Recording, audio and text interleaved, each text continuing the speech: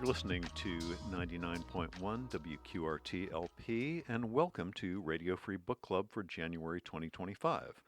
I'm Ken Honeywell. I'm a writer and reader from Indianapolis, and this month we are talking about the winner of the 2024 Booker Prize for the best work of fiction written in English and published in the UK or Ireland. That work of fiction is Samantha Harvey's Orbital. Orbital is Harvey's fifth novel. She was first longlisted for the Booker Prize for The Wilderness, which won the Betty Trask Prize in 2009. She is also the author of All Is Song, Dear Thief, and The Western Wind, and a work of nonfiction called The Shapeless Unease, A Year of Not Sleeping. She has been shortlisted for the James Tate Black Award, the Women's Prize, the Guardian First Book Award, the Walter Scott Prize. So she's something. Orbital chronicles one day in the lives of 6 astronauts, technically 4 astronauts and 2 cosmonauts, aboard the International Space Station as they circle the Earth 16 times in a 24-hour period. I've said Orbital is Harvey's fifth novel, but is it a novel at all? Probably. But we're going to talk about that with a returning cast of Radio Free Book Club members, all of whom are going to meet right now. Hello, Alex. Hi, Ken. How are you? I'm well. How are you? Can you tell us a little bit about yourself? Sure. My name is Alex Mattingly. I'm a writer and reader from Fillmore, Indiana, and I, unfortunately, am responsible for us reading the book today. Okay. Unfortunately, Spoiler. that's what a Alex. what a spoiler alert. Okay. Hello, person sitting next to Hi. Alex. I'm Kristin Baxter-Howell. I am a avid reader of a lot of unexceptional romance fantasy that I love, and but will also step out of that comfort zone from time to time. Yeah. Yeah, Thank you, Kristin. Glad you're here. takes all kinds. Yeah, and person to Kristin's left and directly across from me. Hello, person. Hi, Ken. It's me, Traci Cumbay, writer Yay. and reader, and new downtown resident, actually. Wow. Uh-huh. So you're like a couple blocks from me now. I think that so. right? I've noticed that you haven't told me where you live, which feels a little suspicious. Well, But yes, I think I'm very near you. okay. Well, we'll have that conversation. We'll have that off the air. Okay. All right. Thank you, Traci. Thanks, everybody. And let me say before we get started that I'm not sure there's much of anything to spoil in Orbital. So, even if you haven't read it, maybe you can keep listening. But maybe my comrades will disagree with that. And if you just want to go ahead and read the book before you listen, please think about stopping and coming back. You can always listen to Radio Free Book Club. Search it almost anywhere you listen to podcasts. And please consider subscribing to the Radio Free Book Club Substack. You'll get show notes and occasional other ramblings about literary stuff. And we think it is really worth your while. So let's get started. Alex, Orbital is your choice. Why did you choose it, and what'd you think? Yeah, so I chose this book because I was very intrigued by the premise. I thought the idea of spending kind of a day on a space station was very interesting. And the book was really, it won the Booker Prize, or the Booker Prize. And all the reviews I read for it just described it as this kind of beautiful, lyrical book that was full of hope and optimism and kind of contemplating the meaning of existence and kind of also the meaninglessness of it and how we have to kind of determine our own meanings and what we value and what we don't value. And, as I was reading the reviews, I thought, oh, this sounds so up my alley. I love it. I would like to pick this book for the Radio Free Book Club. And I don't know that I agree with those reviews. Okay. I want to hear a whole lot more about that, but let's get another couple of first impressions. Traci, also want to talk about whether this is science fiction or not, but as a non-science fiction reader, I could hear your eyes rolling all the way across town when you lived across town when I asked you to read this book. Right. I know. And then it's funny. I started reading it Mhm. and I was kind of enraptured by it. And I was like, ha ha ha, Ken thinks he can get me with science fiction. I love this. But then what happened, and it's because a lot of what you said, it's very philosophical and there are these beautiful descriptions. I mean, you don't get to, especially as a non-science fiction reader, you don't get to get these views of, a typhoon happening on Earth from that distance.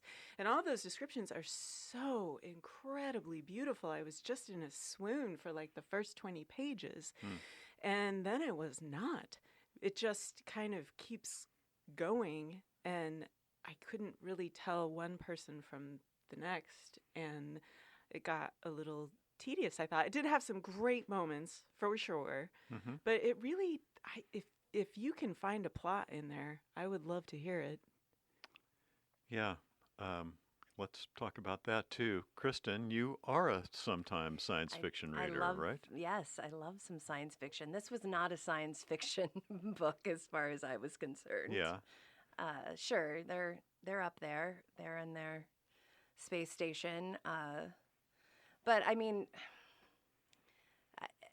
I'm kind of with Traci. The beginning was beautiful, but just beautiful. It did get a little tedious, but I did find, especially in exercising, just preparing for this show, going back and looking at the characters again, because they do all flow together. Just you're reading it as a poem almost, and you don't pay attention to the details there, and there's not a lot of them, I guess. But as I dug back into the characters, they're really touching, and I could identify and kind of relate to a lot of them, actually. Yeah. So, and that made the book a little more special for me second time around. Before we go any further, has anyone read Samantha Harvey before? Anyone know of her? No, I hadn't. No. I had no idea about her. Yeah, no, I hadn't either. I had a couple of really interesting experiences reading this book. The first time I read it, it took me. It's such a short book. It's 200 pages or something. Yeah. And it took me a long time to read it because I find I do have trouble sticking with plotless things. I can even read things that are, plotted books that move slowly, but if nothing's really happening, it doesn't really propel me very much to keep reading it. And so it took me a long time to read, and I thought it was interesting and beautiful kind of the first time I read it. The second time I read it on the plane back from Costa Rica, and it was very interesting to read the book from up in the air, really all at one time, and to have, the globe map that you can just like spin around and see where they are. So it's almost like I was in the book while I was reading it for the second time. Oh, that's interesting. Yeah. Yeah. So how did that change your reading of it? Well, I think I might have come to appreciate the perspective more, just being able to look at even kind of an animated map of the Earth like that as I was reading the book was at least interesting. It made me keep wanting to look at the map as I was reading it. And I think it's obviously such a unique perspective. It's not the perspective of seeing the whole Earth like we get from the moon, but it's seeing it from such a distance that, like as they said, when you're on the sun side of the Earth at that altitude, you can't see humanity. You can't see anything, any trace of humanity. It's only when you're on the dark side that you can see Johannesburg and Cape Town and Mumbai, and as it goes around the globe, that's the only way you can see any trace of humans. So yeah, it was an interesting perspective. Um, Alex, this was not what you were expecting. Yeah, say more about what your dissatisfaction. Um, I there is a lot of dissatisfaction. I think. I think my biggest. I don't want to judge her intentions, so I don't want to say she wanted this to feel hopeful. But a lot of the reviews seem to think that this was kind of an optimistic view or kind of an ultimately hopeful book. I walked away from it much more kind of feeling like, God, like what's the point of space travel? Like why are these people up here? Everything they care about is clearly down on the Earth. And there was this kind of moment that to me just felt like it ended up representing like the whole futility of what these people were doing, which kind of like doomed them in a certain sense where they're doing these experiments on these mice, and it's just kind of a brief passing moment, but you get the sense that these mice have kind of been shot into space for reasons they obviously can't comprehend. They'll probably die there, and this will somehow benefit humanity. And I kind of felt like that was the same as what these astronauts were. They'd been shot up into space for no real clear purpose, like maybe the science of this will one day help us like strip mine the moon or something, but Right. like ultimately, like what are we doing? Like why are we investing so much time and energy into this space station? And kind of that eagle eye view of humanity ended up kind of so far divorced and removed from it that I did want to know a lot more about these characters than I did, because it's like, who do you have to be to qualify one for this program? Like astronauts are freaks. Like to be able, like for them to say, Yes. you can go do this and you can endure this, and they touch on this in the book somewhat, like the trials that they have to go through to even qualify. Like you're already like this bizarre specimen of humanity, and to spend so little time kind of delving into that, and then delving into kind of them maybe dealing with kind of realizing the implications of like, why are we here? What are we doing? Is this, beneficial? Or I guess all the questions that I would want this book to examine were kind of left on the table. And instead we got these very kind of long lyrical passages about, the beauty of the earth spinning below. But I don't know, at a certain point, it just didn't feel like it was adding up to anything for me. And I kind of walked away from this feeling like more despair than hopeful, more kind of like this is kind of an existentially bleak look at people and humanity and kind of our affairs and attempts to do things. And then reading the reviews, it was like, am I wrong? Interesting. Yeah, that's Yeah. interesting. I haven't read any of the reviews at all, but I have to say, I did not feel super hopeful at the end of this book. How about Kristin? Yeah, I don't. I definitely. They are mice. I mean, that was definitely clear. But it was also just a day. But I thought it was interesting. I did a big solo trip this fall, and a lot of when I was away, eh, you're never going to break from what you love and what comforts you. And here they are up in space doing these mundane tasks day after day after day. But yet she's very, very, it's very important to her that she had a few of the characters talk about how they wouldn't give it up for anything. Like even if they were told to go back now, they'd be upset. They'd want Yeah, to stay they up there. wanted to go home and they wanted to never leave. Yeah, it was this really, how do you reconcile that? And I thought that was really interesting. But yeah, no matter how far away you are, all your problems are still with you too, and you can't escape it. And to expect human beings, although they're exceptional, to be able to leave that behind. I mean, if anything, you have more time with your thoughts. And it was fast, like the conversations between them when they antagonize one another, or they'd be upset because they're not their son or they're not their husband. This small group of people they have, they're longing so much. I felt for them. Yeah. I did. Yeah, it's interesting. They one of the characters even reflects at a certain point that their data is more important than their lives. Yes. Yeah. You know, to the future of, whatever Whatever they're. right.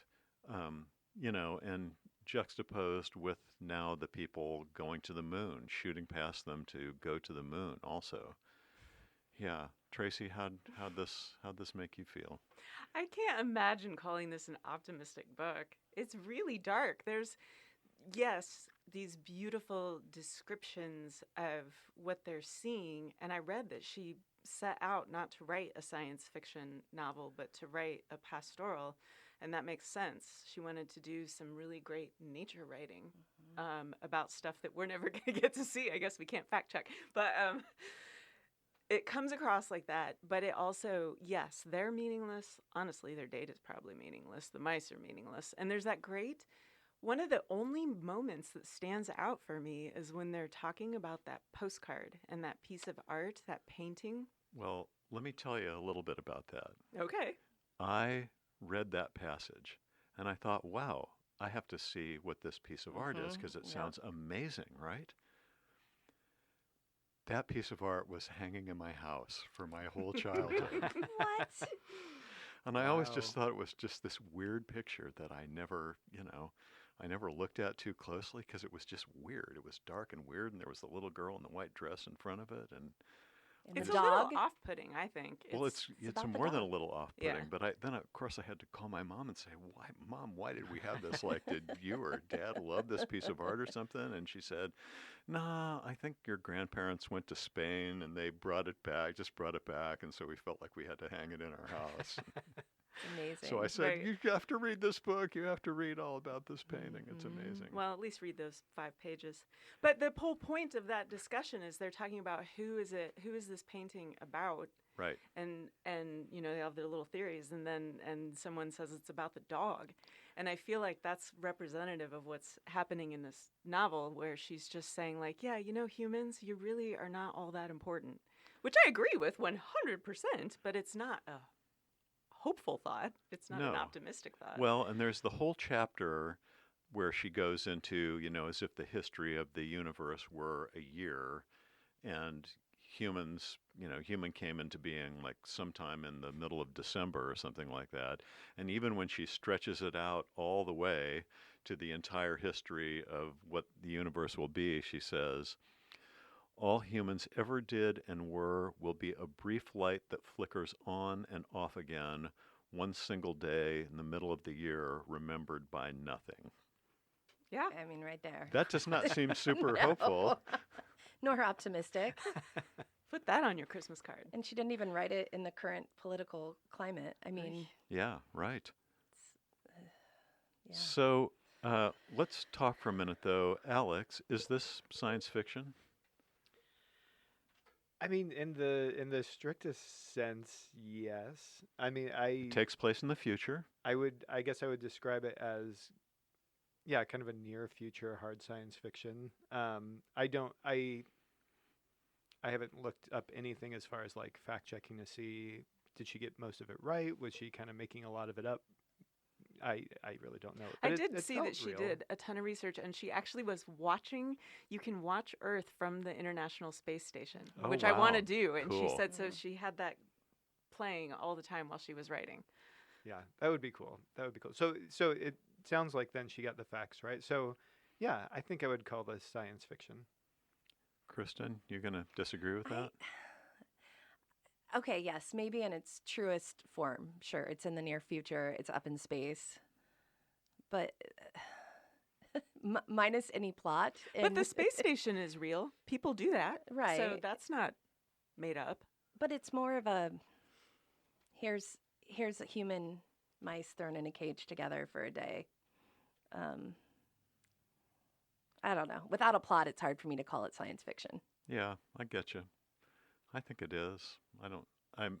It doesn't seem, it's not going to be sitting on the science fiction stacks at the No, bookshop, but yeah, I think it probably actually is.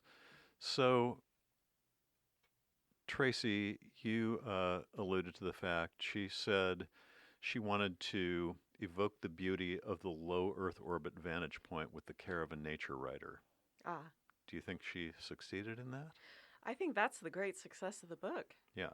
I think we've all mentioned the descriptions, and it's not, I would say it's not enough, but yeah, I would say that's what she did. Yeah. Alex, what do you think about that?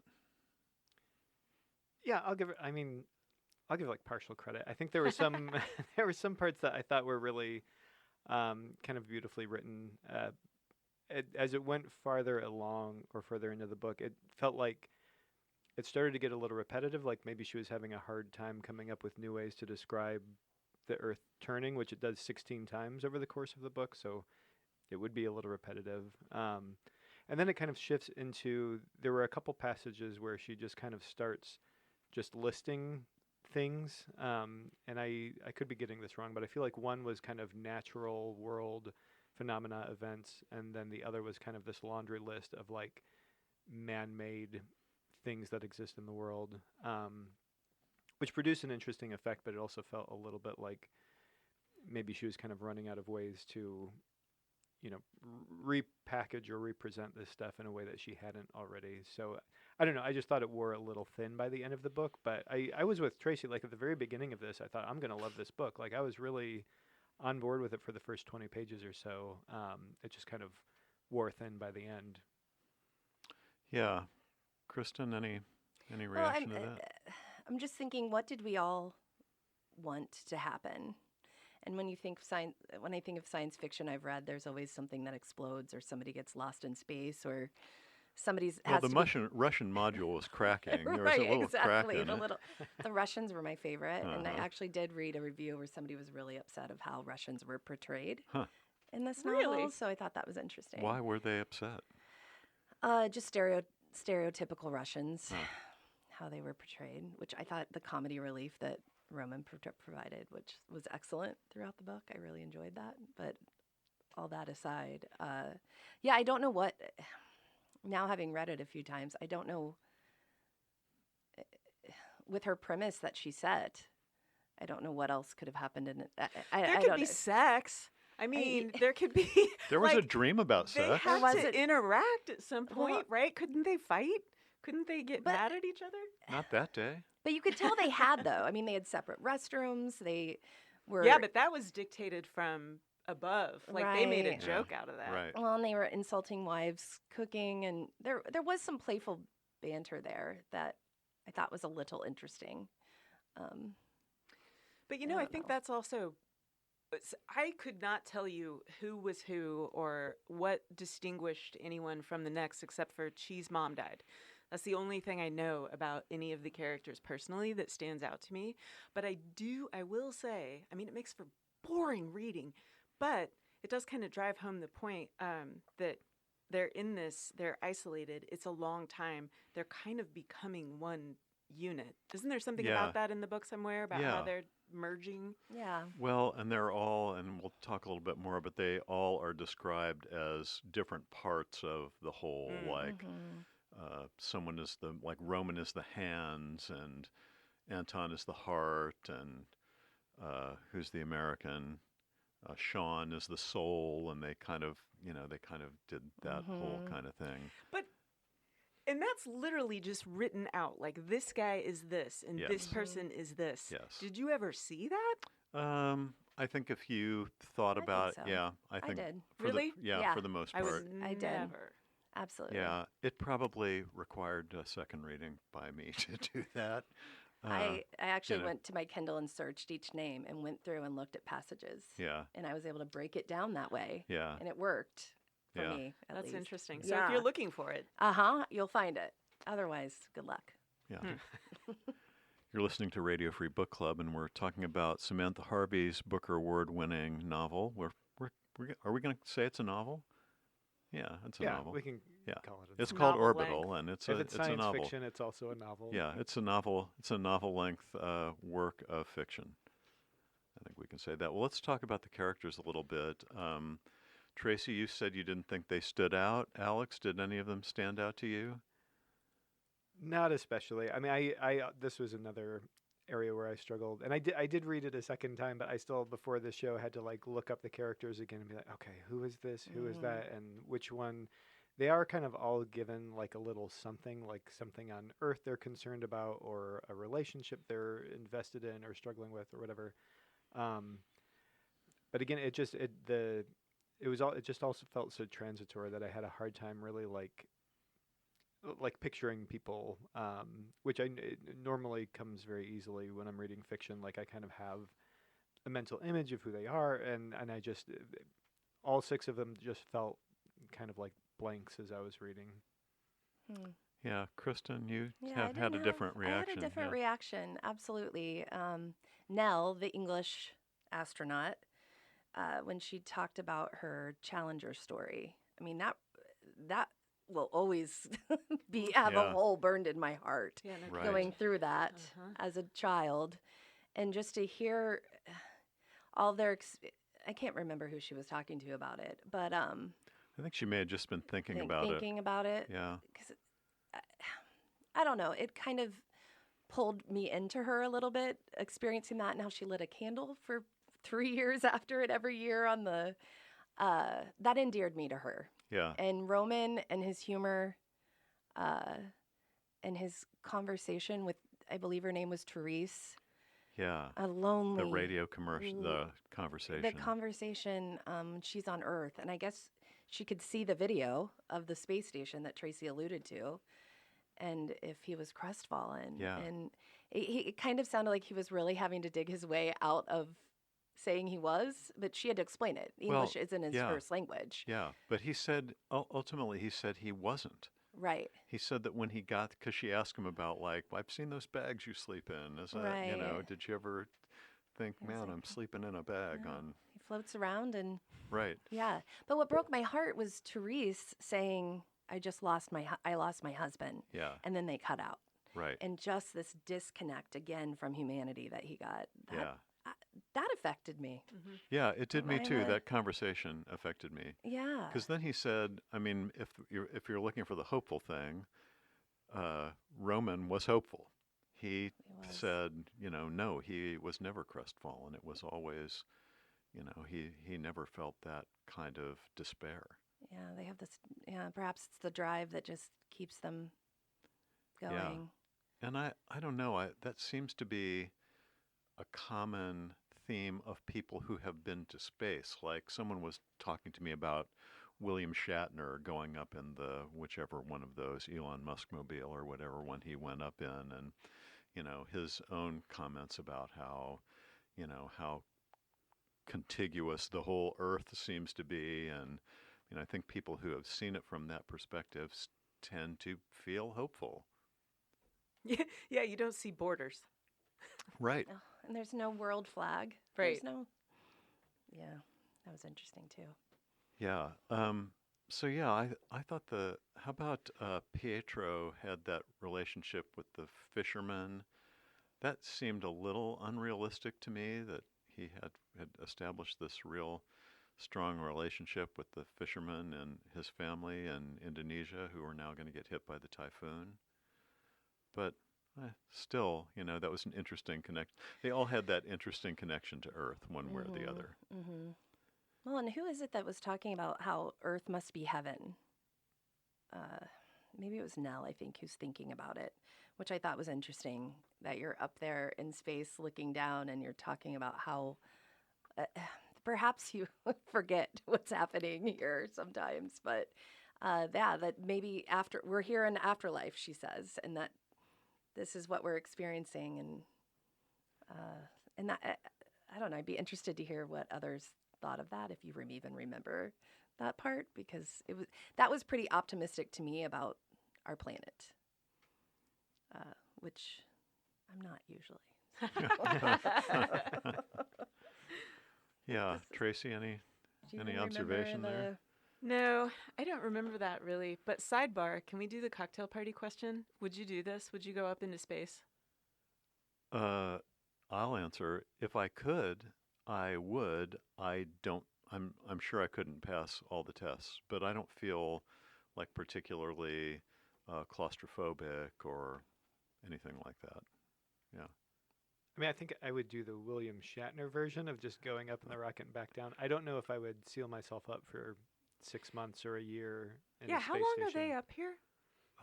Like months anyway. I know Yeah, three I of thought it them. was a- I Three of thought it them was have a been there year. for 3 months, and then the others had been there a bit longer. Like it's a 6-month gig or It something was like that. long. It was. 18. Yeah, it was long.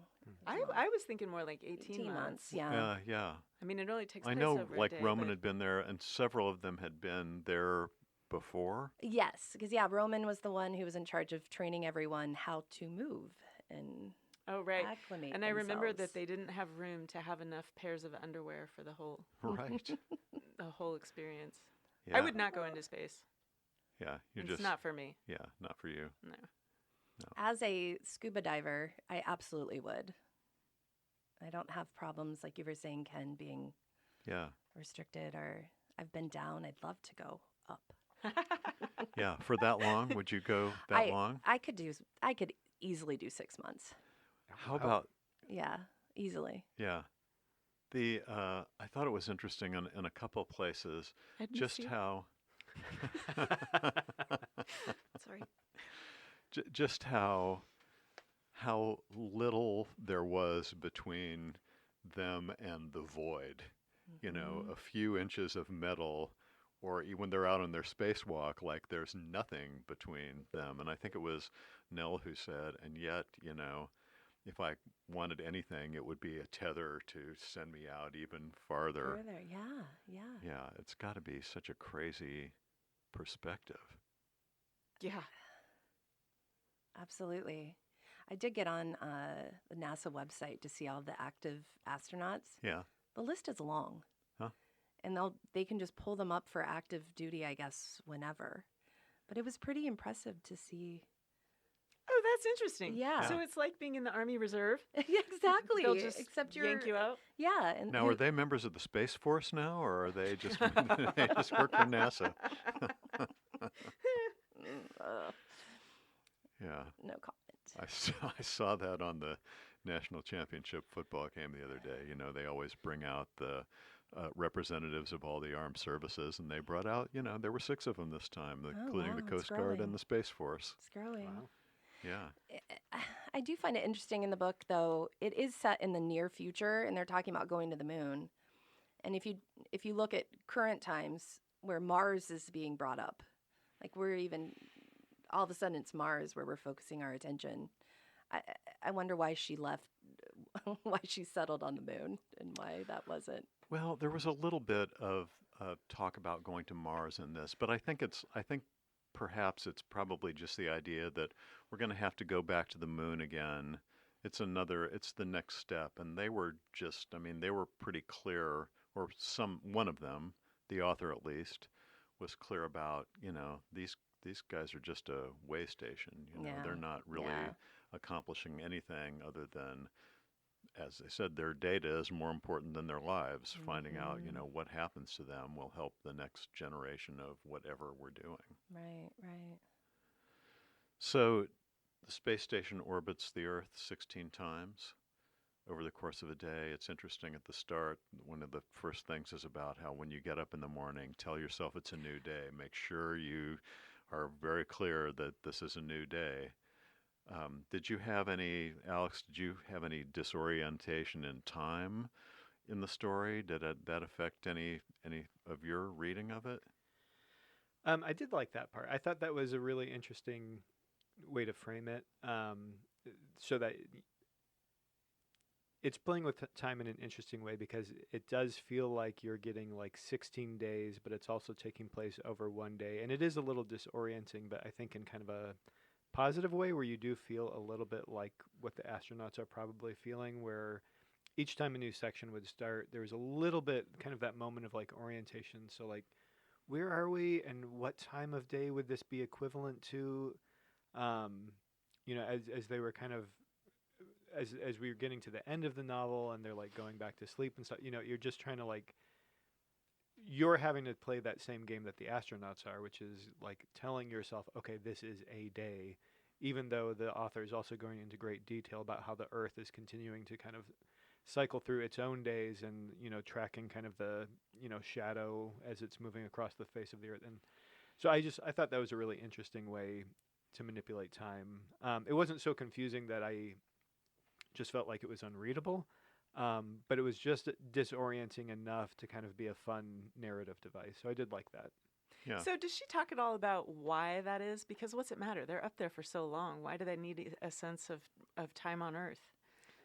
It must be like people who go into caves and they're there for a long time, and like their circadian rhythm gets all crazy out of whack, where they're like Yeah. sleeping for 18 or 20 hours or something. Like there's weird things that happen to the body when you just let that stuff slip. Mm. So I don't know for a fact, but I'm imagining that there must be some part of the experiment that it's like, you guys have to stay on 24-hour days, or we're Yeah. not going to get the right readings, or maybe just so they can communicate with Earth when people on Earth are awake. Yeah. I don't know. She doesn't go into detail, though. I don't think she actually answers that Okay. question. Because that was interesting to think about, like having to remind yourself it's a new day. Like, okay, this is the morning. But I just thought, well, who cares? Yeah, that's interesting. There are no rules in space. I got really into the tsunami, and I was like, Yeah, me too. waiting for it to wash everything away down there and have this something happen, I guess. And it but- kind of did, actually. Yeah, but it, You know, we spent a little bit of time on Earth. right. Not that much, Not but that much. a little. When the astronauts were asleep, those last few chapters, I got the feeling, I'm not sure she knew what to do with that. Right. But we spent a little time on Earth. Mm. Yeah. So, Traci, I have a question for you. Okay. Are we writing the future, or is the future writing us? What? Ken. Are we writing the future? That or was is the question future- that one of the astronauts got. That Sean, I think, got that question from some, they'd asked a poet and a teacher and a factory worker and a astronaut. I mean, you know me. I think it's just all chaos. Yeah. As she said, as one of them came to the conclusion, we're windblown leaves. We think we're the wind, but we're just the leaf. I like that. Yeah. Yeah, absolutely. Yeah. I think Alex? I kind of came away, because I felt like it was all meaningless, with the sense that it is kind of the future writing us, because I don't think we know what to do if we're not making some kind of visible progress to the point that we will literally fling ourselves into space, rather than accept that like just endless advancement probably isn't feasible or advisable. Oh my God, Alex, that's such a great point. So it's Well just this said. assumption that Yeah. like it's we've always got to go forward. The future is always Mhm. progress. So I don't know. I guess we got to go to Mars then. Like, Yeah. Yeah. Well, somebody looked at it, one of the characters, or again, the author at least, called it animal migration. Yeah. That was a great section. Yeah.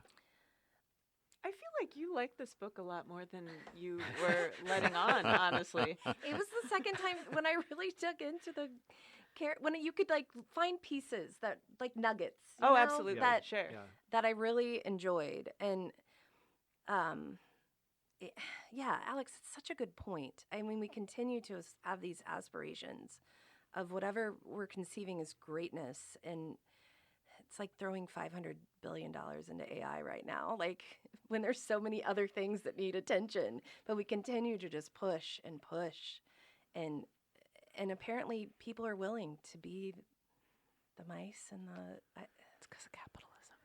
Yeah. but Thanks, these Traci. astronauts, but it does talk about their backgrounds and how they all dreamt of flying, and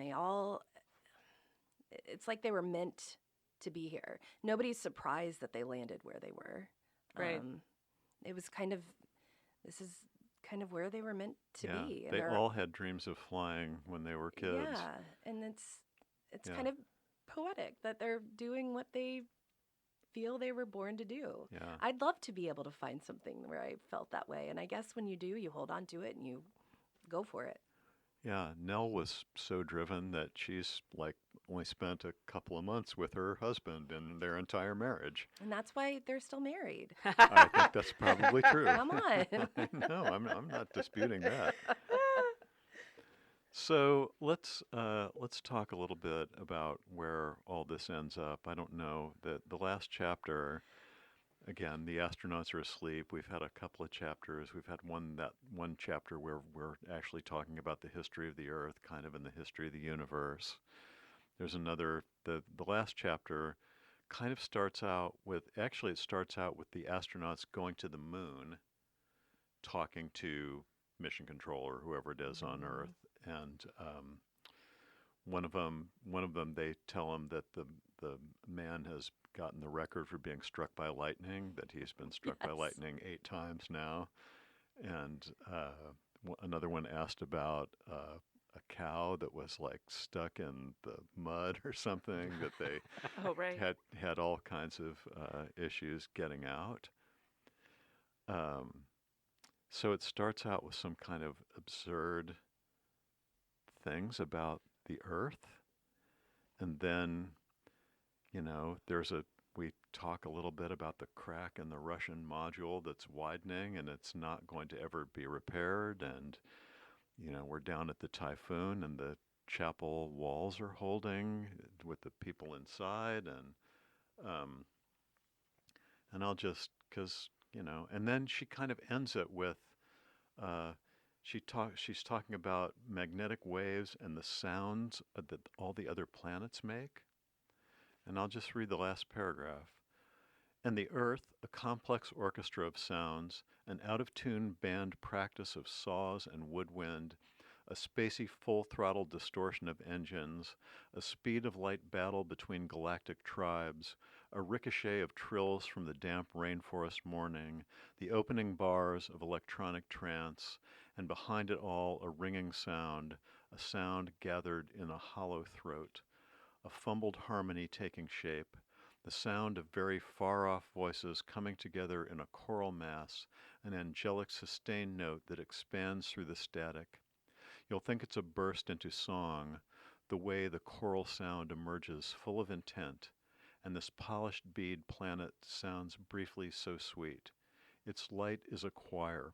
Its light is an ensemble of a trillion things which rally and unify for a few short moments before falling back into the rin-tin-tin and jumbled tumbling of static galactic woodwind rainforest trance of a wild and lilting world.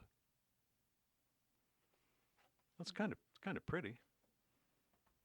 Do you get anything I from know, that? it's so wordy. I don't. It's just So it's just wordy. masturbatory. It sounds beautiful. There's It so does. much great alliteration in there. Yeah, I don't know what the hell she's talking about. yeah. I don't know exactly either, Alex. Okay, are you going to make anything of that for us?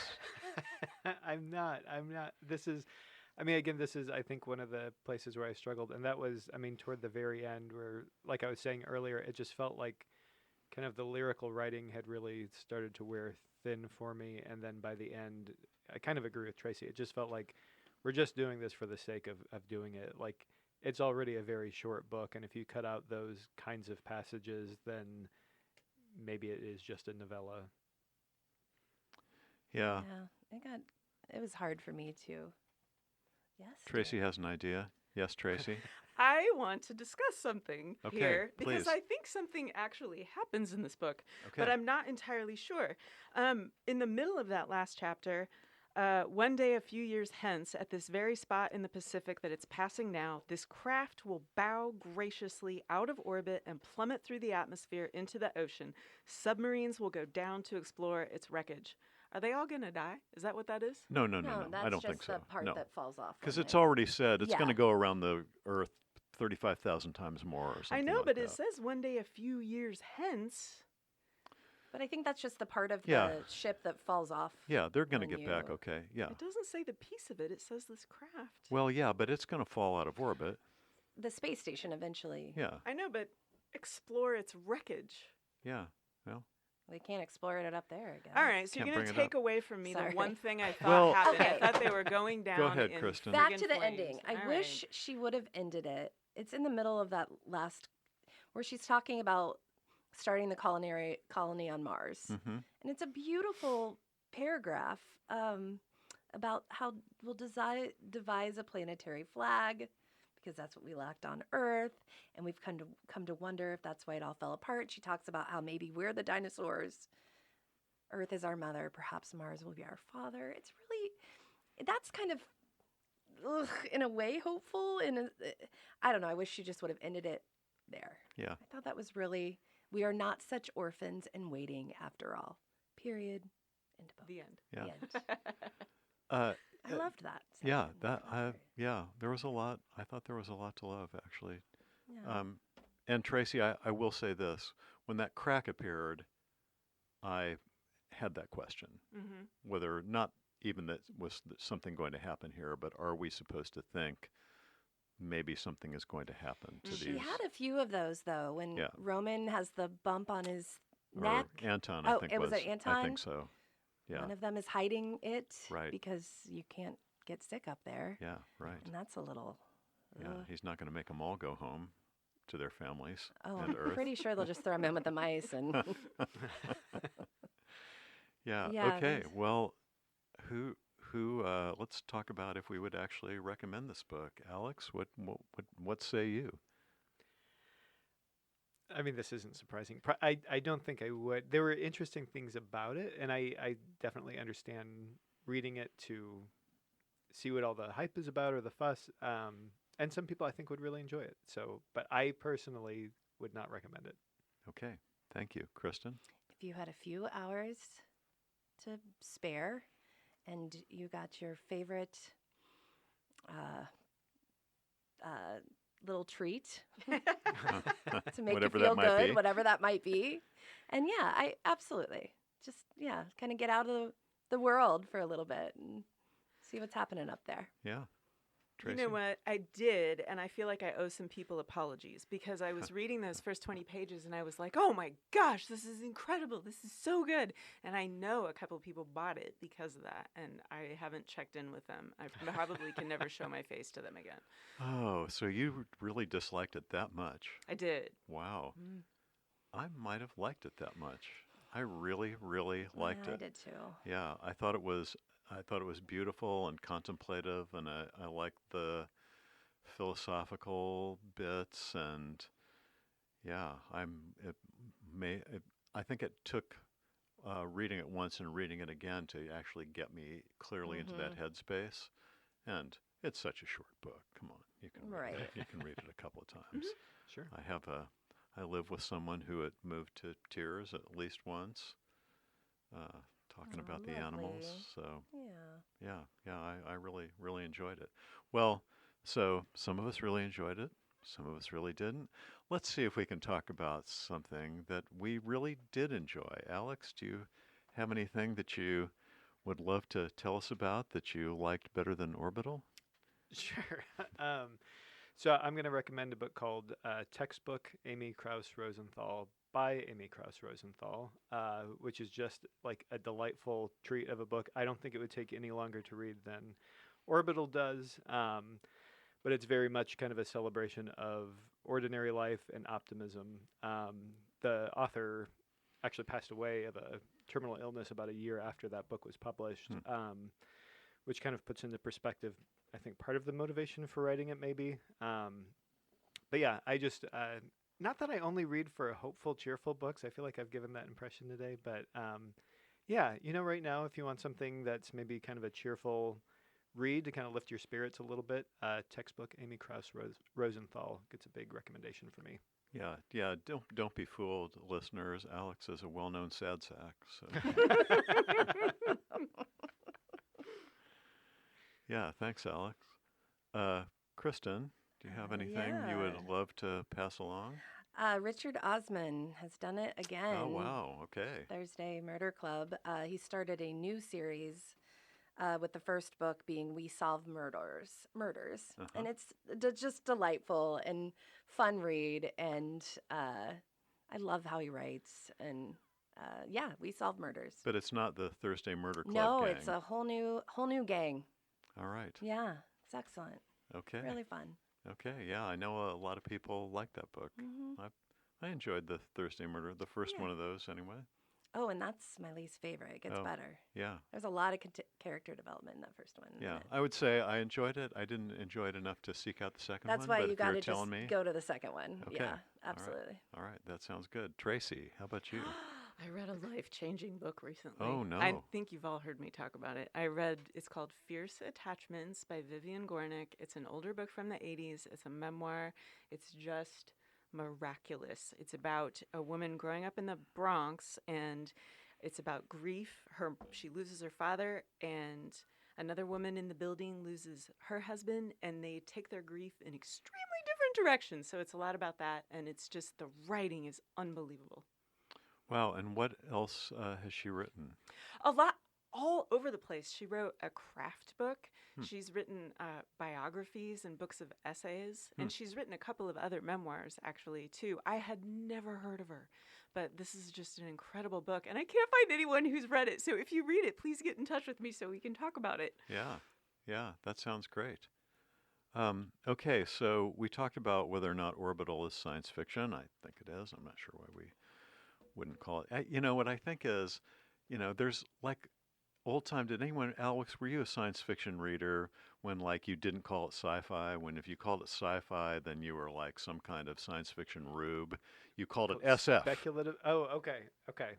Yeah. I hear speculative fiction tossed around sometimes as a more dignified version of science fiction. Yeah, I think it is. Sci-fi. This probably wasn't sci-fi, but yeah, it was definitely speculative fiction. We'll call it that.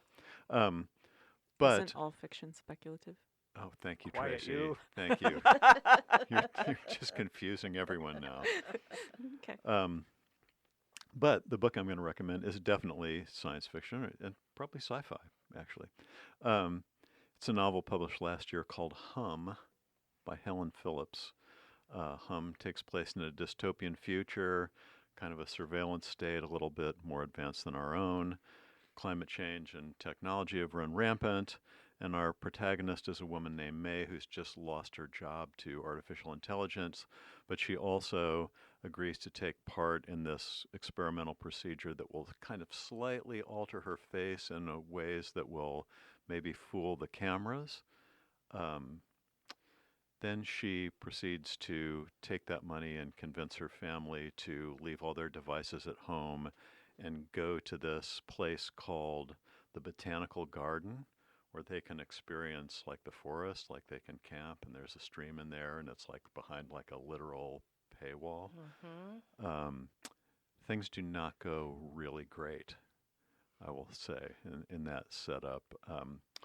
Katie Waldman in the New York Times called Hum Eco-Anxiety Mom Lit, and I think that's a pretty good description of it. I have to say it's another very short novel, and I really enjoyed it.